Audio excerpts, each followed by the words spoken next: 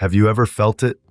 The sense that life has become an endless loop of identical days, a weariness deep in your soul that no amount of rest or hope can dispel.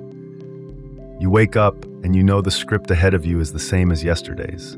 The same conversations, the same expectations, the same quiet prayer that one day everything will change on its own. We tell ourselves to just hold on a little longer, that things will get better.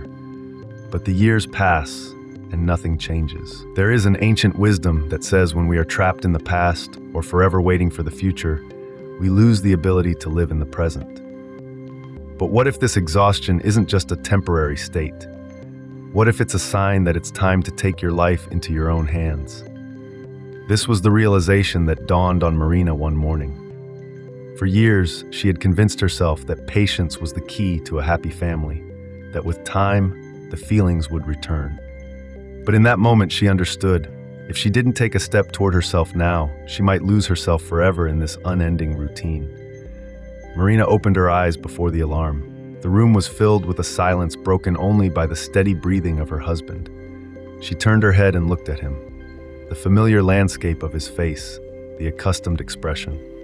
But inside, she felt no warmth, no closeness. Years ago, she might have woken him with a soft kiss, whispered something tender in his ear. Now, the very thought of a touch felt alien. Instead of her usual routine, she lay still, listening to her own thoughts. In her childhood, she was taught that family is hard work, that love evolves, but it can be preserved if you endure, if you don't give in to weakness. There will come a time when it feels like the feelings have faded, her mother used to say, but that's just exhaustion. It will pass. Marina believed this. She believed it when the early disappointments in their marriage felt temporary. She believed it when her husband stopped asking about her day. She believed it when their evening conversations devolved into a silent vigil before the television. She told herself this happens to everyone, that all she had to do was wait, and the warmth would come back. But in the cold light of that morning, a different truth arrived. She couldn't do it anymore. She couldn't live through the same emptiness day after day. She couldn't wait for her husband to notice her distance. She couldn't hope that someday things would change by themselves. Marina rose from the bed and walked to the window. Outside, the city hummed with life. People hurried about their business. Some were talking on the phone, some were laughing. Children held their parents' hands. She watched this scene of life unfold and felt a dark, viscous emptiness spreading within her. She used to think this kind of hollow existence only happened in books, that their family was different. After all, they had once loved each other. But now that fact no longer mattered. Was it ever truly real, or was it a memory she had constructed, a story to make the silence more bearable? She wondered when it all changed. When did the desire to share thoughts and dreams vanish? When did her husband cease to be the one person she could tell everything to? It became easier to stay silent than to speak. Perhaps it began when the spontaneous evening talks disappeared, or when they stopped seeking each other's advice. Or maybe it was when she realized his eyes no longer reflected interest, only habit. The past surfaced in fragments. Their first dates, walks along the embankment, conversations about the future, their shared plans. Back then, it seemed like an infinity of possibilities lay ahead, that they would be together always. But that infinity had somehow collapsed into a stagnant present, where nothing remained but routine and formality. She closed her eyes. She knew that if she did nothing now, it would be like this forever. An endless existence, side by side but not together. A cohabitation, not a life. Marina clenched her fists. How did she get here? How did she allow herself to dissolve into someone else's expectations, to lose her own voice? She took a deep breath. Ahead of her was another day, just like yesterday, just like a year ago. Or was it? Marina stood at the window for a long time, watching strangers hurry on their way. She, too, had once rushed through life like that, with dreams, with hope for the future. Her heart once fluttered with anticipation, with a desire to live, to love, to create. Now she stood there feeling only fatigue. In her youth, she imagined a life filled with happy moments, travels, interesting encounters. She believed love was a force that could withstand anything, that the most important thing was to be there for each other, to offer support. But reality proved different. Love didn't vanish in a flash. It eroded, drop by drop, like water on a stone. First, the long conversations went, then the laughter, then the touch. They began living parallel lives, he in his world of concerns, she in the endless routine of domestic chores. Her voice grew quieter, her desires receded into the background, her emotions became a void that no one was there to fill. She had tried to talk to him, to explain what she was feeling. At first he would brush it off, saying that stability was what mattered most. Then, he stopped hearing her altogether. In his eyes, she saw not understanding, but irritation, weariness, and indifference. That indifference terrified her, even more than loneliness. Because loneliness is when you are by yourself. But living in a void with a stranger, that is a slow dissolution, a gradual disappearance of the self. But what could she do? Divorce at her age wasn't just a step, it was a catastrophe. It was an admission that her entire life had been built on an illusion. It meant abandoning everything they had built together. It meant admitting that the patience she had spent years cultivating had saved nothing. But what was more terrifying, admitting failure or continuing to live in this emptiness. She remembered her grandmother, who had spent her life with a grandfather she didn't love. They spoke only when necessary, ate their meals in silence, slept in different rooms. As a child, Marina couldn't understand why she didn't leave. Now, she understood, because it's frightening, because it feels like it's too late. But was it really too late?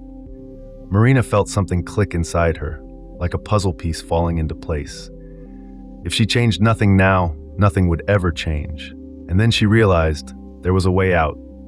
Not through arguments, not through divorce, not through the destruction of their familiar life, but through herself, through choosing herself. Marina sat at the kitchen table for a long time, watching the reflection of the ceiling lamp tremble on the surface of her cooling tea. The thoughts in her head were arranging themselves into a clear picture. If she didn't change things now, she would remain a shadow of herself. When her husband came home from work, he followed his usual ritual, silently taking off his shoes, hanging up his jacket, and walking into the kitchen without a glance in her direction. It had always been this way. But today, something inside her had shifted. "I'm tired," she said suddenly, and her own voice sounded foreign. He froze, cast a quick look at her, but showed no flicker of concern. "Tired? Go to bed early. Get some rest," he dismissed, pouring himself some tea. Marina clasped her hands, feeling a warm, prickly wave of anger rise in her chest. "I'm not tired from chores or from work. I'm tired of living like this, as if I don't exist." Now he truly looked up. His eyes held a mixture of confusion and irritation. "Not this again. Everything is fine. You're just overthinking things." "Fine." The word fell on her like a heavy stone. "No, it's not fine," she said, firmly. "You don't see me. You don't hear me. You don't care how I feel." These talks again, he sighed wearily and sat down, making it clear the topic was closed. But this time, Marina didn't back down. "You didn't even ask why I feel this way. What I'm feeling. It doesn't interest you, does it?" He scowled in annoyance, took a sip of tea, and turned on the television. That gesture was the final straw. Marina suddenly understood he would never ask. He truly didn't care. But now, she no longer cared either. She slowly rose from the table, giving him a look filled with a newfound calm. "You're right," she said. "Everything has, in fact, changed." And with those words, she walked out of the kitchen, feeling not resentment for the first time in years, but freedom. The next morning, Marina woke with a strange sense of lightness, as if a heavy burden she had carried for years had finally vanished. She no longer expected anything from her husband. She stopped hoping that one day he would see her, understand her pain. Instead, she decided to see herself. She opened the closet and took out a dress she had bought long ago for a special occasion that never came. Why not wear it now? Why wait? She gently ran her hand over the fabric, then confidently slipped it on, feeling something long forgotten stir within her. She didn't rush to make breakfast, didn't hurry to clean up. She took a cup of tea, sat by the window, and simply watched the morning city. People were living, laughing, hurrying about their lives, and she suddenly realized life goes on, no matter what. When her husband entered the kitchen, he froze in the doorway. She wasn't in her usual robe, wasn't darting between the stove and the table. She sat calmly, beautifully, with a new expression on her face. "Are you going somewhere?" he asked, frowning. Marina looked at him and smiled. "No, I just felt like dressing up." He muttered something and opened the refrigerator, but a flicker of bewilderment crossed his face. Something had changed, something he couldn't explain, but it no longer concerned Marina. She felt a quiet confidence growing inside her. She would no longer live in anticipation. She would no longer waste herself on something that had long been exhausted. She went to the park. She allowed herself to step into a cozy cafe and order a dessert, simply for the pleasure of it. She struck up a conversation with a woman at the next table and for the first time in years felt the joy of connection. The world suddenly burst with color. It hadn't changed. She had. When she returned home that evening, her husband watched her closely, a strange expression on his face. "Where were you?" Marina shrugged. "Just walking." He scowled. "You've changed." She looked him calmly in the eye. "Yes, I have." And in that moment she knew. For the first time in years, it wasn't she who was afraid of losing him, but he who was beginning to fear losing her. He could feel that something had changed, but he couldn't grasp what it was. Marina still lived with him under the same roof, but it was as if she were no longer there. She stopped asking when he'd be home from work, stopped adjusting to his moods, stopped trying to please him.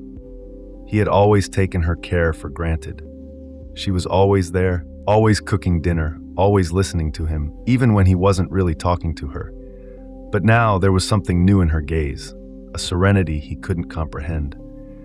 One evening he came home to an empty house. He walked mechanically to the kitchen, expecting to see her at the stove. Instead, he found only a cold cup of tea on the table. She hadn't called, hadn't said where she was. He sat down on a chair, feeling a strange unease. For the first time in a long time, he felt her absence. When Marina returned, she looked different. Her eyes were bright, her posture was straight, and a light smile played on her lips. "Where were you?" he asked, to hide his irritation. "Out for a walk," she replied calmly, taking off her coat. "Alone? Why not?" He was at a loss for words. Marina no longer made excuses, no longer tried to explain, no longer waited for his approval. The next day, he saw more changes. She put a plate of food on the table, but didn't ask if he liked it. She sat down to read a book and didn't interrupt her reading when he started talking about his day. Sergei felt his irritation grow. This new, independent Marina unnerved him. He was used to her living by his rhythm, his concerns. Now she suddenly had her own life, an energy he couldn't control. But what scared him most was that it was no longer he who decided what their evenings, their conversations, their life would be. She had begun to choose for herself, and that thought made him nervous. Marina started doing things she had long forgotten. She once loved reading thrilling novels, inspiring stories, books that made her heart beat faster. But years of routine had erased this passion, leaving only a list of endless duties. Now she opened a book again, and from the first page, she was swept away into another world. She started going for walks alone. Before, she always waited for him to agree to join her, but he never considered it important. Now, Marina simply grabbed a light scarf and went, without asking anyone's permission. One day in the park, she struck up a conversation with a woman on a nearby bench. It was a light, casual talk, but it held more warmth than dozens of cold dinners with her husband. She suddenly realized how long it had been since she had laughed sincerely, how long since she had felt interesting and alive. She returned home later than usual that evening. He was already there, sitting in front of the television as always. He shot her a quick glance, expecting an explanation. But she just walked past, smiling at her own thoughts. "Where have you been?" he asked, not taking his eyes off the screen. "Out for a walk," she replied calmly. He said nothing, but she noticed his frown. Every day now, she allowed herself something new. To drink coffee not in a rush, but savoring its taste. To play music that she liked, not just what wouldn't annoy him. To choose clothes that were beautiful, not just comfortable. She felt her world expanding. Sergei noticed it too, but he didn't know how to react. It seemed his wife had suddenly become different, unpredictable. She no longer asked if he wanted tea, no longer waited for him to have dinner together, no longer tried to please him. For the first time in years, she felt alive and real. But Marina didn't rush to explain her changes to him, because now they weren't for him. Sergei began to feel something slipping away. Marina was still there, but it seemed an invisible distance had grown between them. She no longer reminded him of things he'd forgotten, no longer asked how his day was, no longer watched him with expectation when he entered a room. He was used to her being a constant presence, patient and predictable, like a shadow. Now he felt he was losing her, but didn't know how to get back what he'd always held in his hands. He had once been so sure Marina would never leave. She was too accustomed to this life, but now he saw a woman who was no longer waiting, no longer hoping, no longer demanding, a woman who seemed perfectly fine on her own, and that terrified him. One evening he said, as if casually, "You've become strange." Marina smiled. "No, I've just remembered who I am." Sergei silently turned his gaze back to the television, but something anxious stirred within him. She didn't reproach him, didn't argue, didn't complain. And it was precisely this calm that was the most terrifying thing for him. She no longer hoped he would change, and that is exactly why she had changed herself. She no longer thought about whether he would stay or go. Now, it no longer mattered. True wisdom, it turned out, was not in fighting for someone else's attention, but in recreating yourself, without destruction, without scandal, simply by realizing she had the right to be herself. She looked out the window, breathing in the cool evening air. A life lay ahead of her, and this time, it would be her own. Marina didn't leave her husband, but she left the version of herself who had lived for years in waiting. She no longer hoped that someone would suddenly understand her pain, change for her, or begin to value her presence. She stopped trying to prove her worth and simply started to live for herself. And that changed everything. Sometimes it feels too late to change anything, that our life is already set, that what is familiar, even if it brings no joy, at least offers a sense of stability. But is stability worth waking up every day with a feeling of emptiness?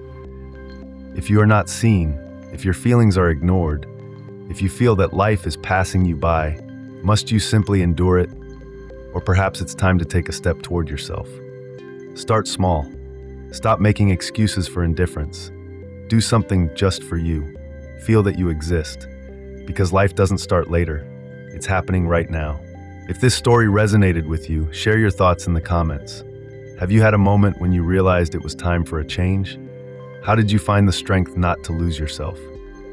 Subscribe to the channel so you don't miss new episodes. Here we talk about life, wisdom, and how to find yourself at any age. Remember, it is never too late to choose yourself.